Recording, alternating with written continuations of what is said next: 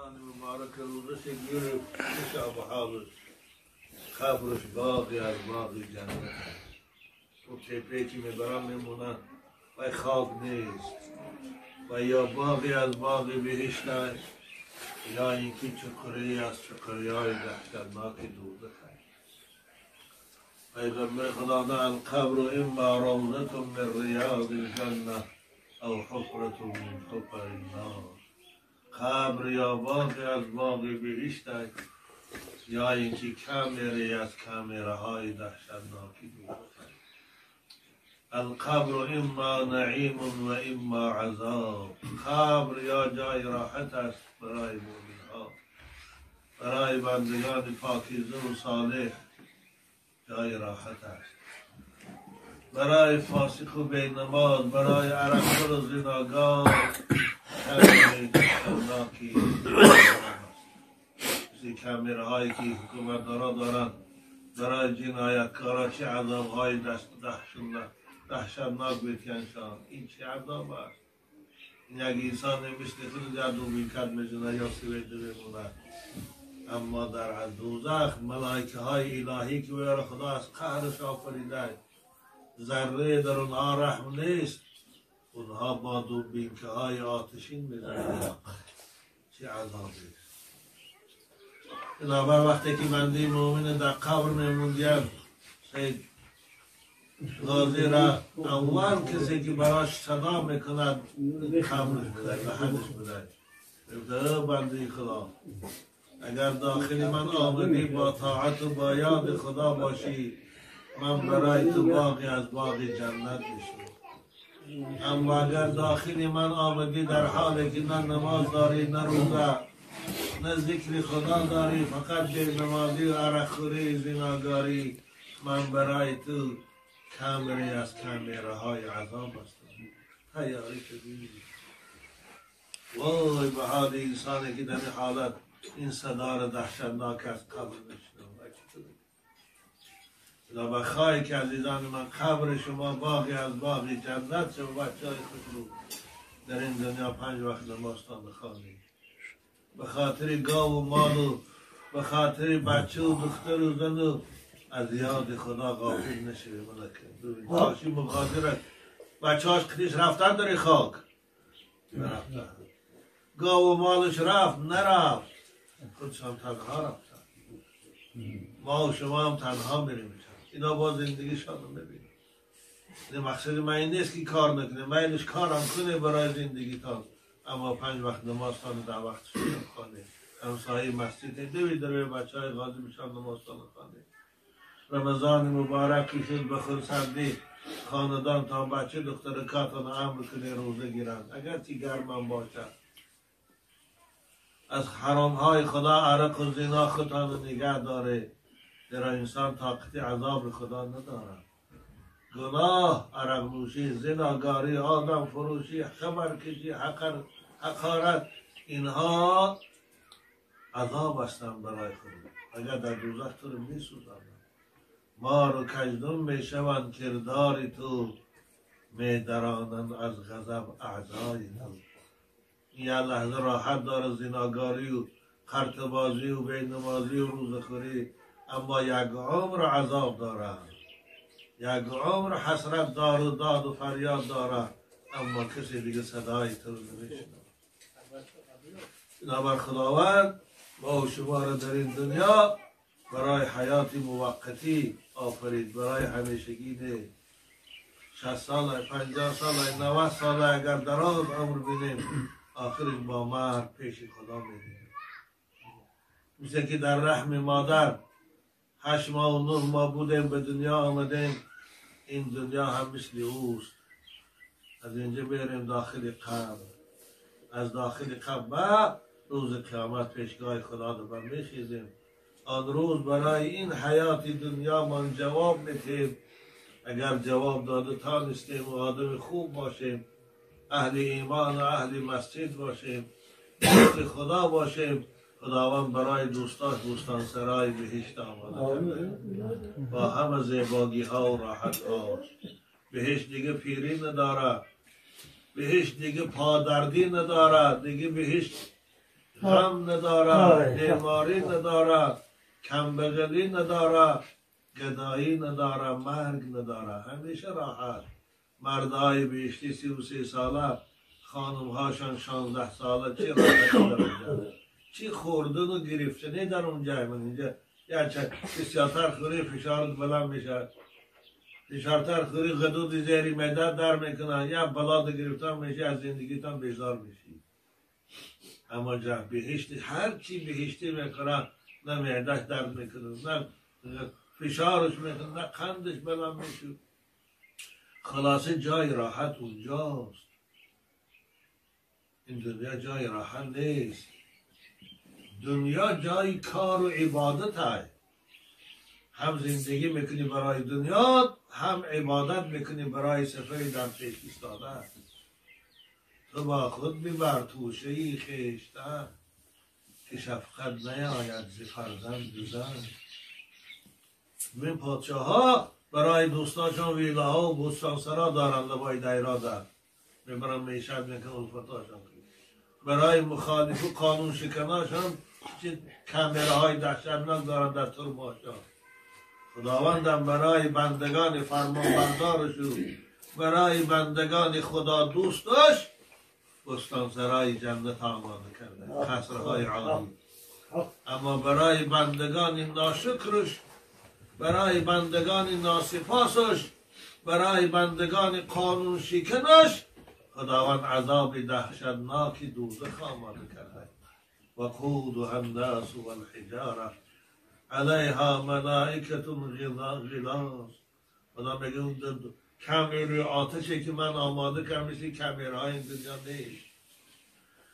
آتش او کوها و سنگ هاست، چه حرارتی بلنده دارد، داخل هوای سرنگون میپرتاند. یا خدا نداری بر کفی پاک خار.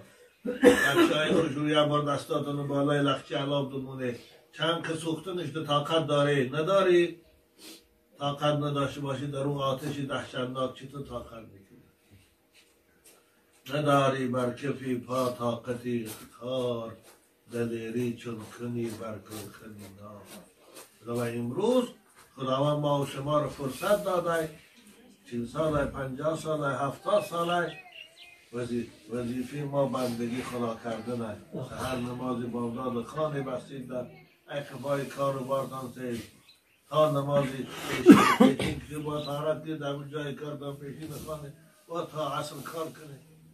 خلاصه انسان برای بندگی است، نه برای خوردن و کار کردن. زندگی مقصود بهر بندگی است. مولانا رومی میگه، جلال الدین بلخی، زندگی مقصود بهر بندگی است، زندگی به بندگی شرمندگی است. دولت هم بین فرمان جناب عالی برای قانون شکنان را چه جزا میتیند؟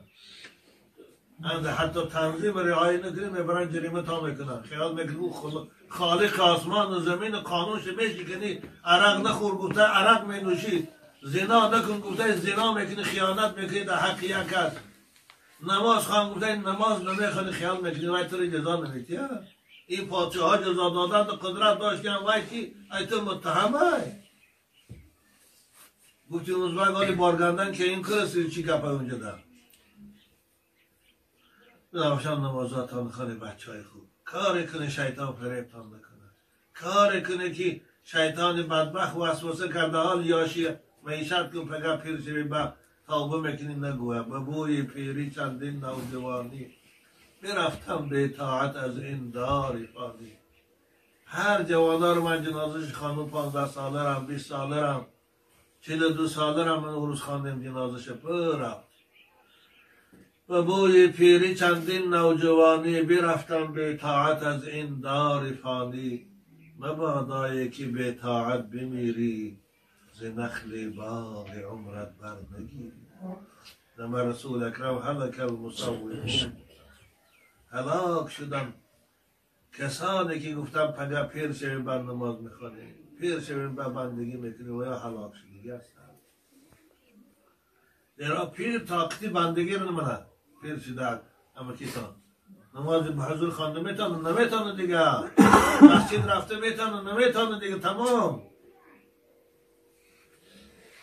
جوان شما پریده میره مسجد نمازکاتان میخونه میبین با کار زندگیتان این جوانی رو غنیمت دانید جوانا رهی طاعت امروز گیر که فردا نیاید جوانی زیپی سعدی بزرگوارم میگه بنا به قوم از این نمازات خانه وظیفه من شما رو خبردار کردن است و آگاه کردن است و بیدار کردن که فقط پیش خدا رفته دعوا نکنه که پروردگار با ایشان نوردین جان خانه ما می آمد ضیافت ما میخورد ما رو یک بار نصیحت نکرد ما رو یک بار از عذاب تو نترسان ما رو یک بار از بهشت تو خبردار نکرد خورد و خس برفت به خاطر همون روز که شما بالای من در این دعوا رو نکنه من شما رو برای آگاه میکنم که هوشیار شوی جوانی رو غنیمت دانی به بوی پیری نشوی و بوی پیری چندین نوجوانی برفتم به اطاعت از این دار فانی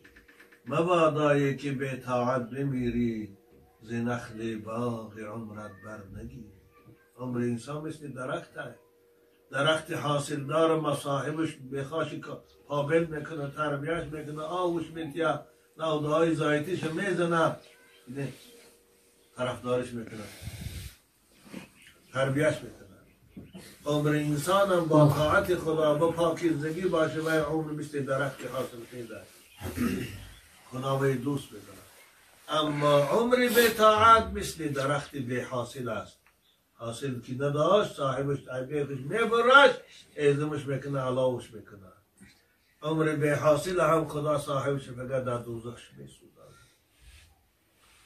به فرض گر رسی در پیری یار قدی پیران ندارد طاقت بار خوب انا فرض کردیم 60 درفتی 70 درفتی یک بار سر در سجده نزدی 70 بعد به هوش آمدی که توبه کردی نماز خواست او سفید پیر مسجد رفته میتانه او سفید پیر خسته شیشته میتانه او سفید پیر به حضور طهارت کرده میتانه نمیتانه دیگه برد این بار طاعت جوان ها میکشند در جوانی عادت کنه پیرم کشه و رفتن میگیره هم تو اما در جوانی عادت نکرد وقت از پیر کشید دیگه نخوشش میبیا خیزن طهارت کنه نخوشش میبیا خیزن نماز نخوشش می مسجد رو زمان جوانی ها تا بچم غنیمت داده جوانی ها را پگه رسول اکرم لا تزول قدم عبد بین یدی الله حتی یسأله عن 4 و سید غازی همون لحظه که در قبر مونده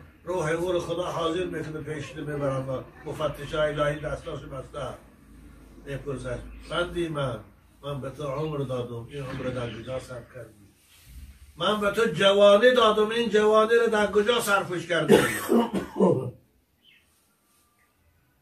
من به تو ثروت و بایگری دادم این از کجا یافتی و در کجا صرفش کردی ما علماء رو خدا میگه من به تو علم دادم بندی من به این علم من دادگی چی عمل کردی این 4 سوال در لحظه اولی در قبر موندن است وای به حال کسی که این سوال ها در جواب با ثواب داده بخواه چی در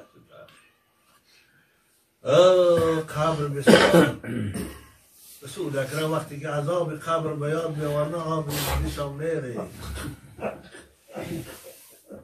آب دیدشان میره خدای بده من عذاب قبر رو میده